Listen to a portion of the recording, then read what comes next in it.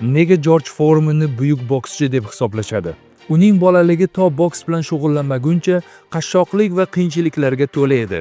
Shunga qaramay atigi 19 yoshida 4 yillik tajribasi bilan Olimpiadada oltin medalni qo'lga kiritdi.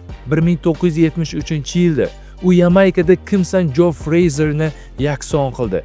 Uni ikkinchi raunddayoq nokautga uchratib, og'ir vaznda WBA, WBC va ring chempionlik kamarlarini qo'lga kiritdi.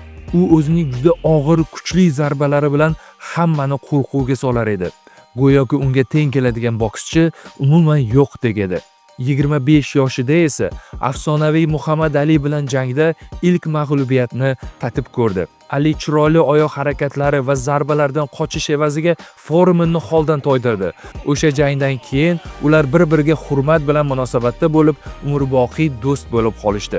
Hayotining qiziqarli qismi aynan shu damdan boshlandi.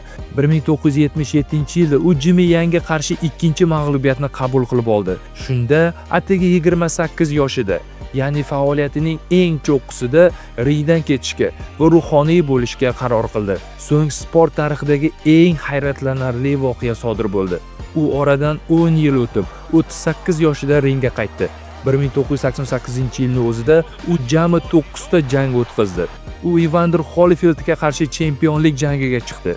Bellashuv a'lo darajada o'tdi, lekin u yutqizdi. Keyin Tommy Morrison bilan ham jang qildi va yana mag'lub bo'ldi. Ammo 1994-yilga kelib, 45 yoshida u butun dunyoni hayratda qoldirdi.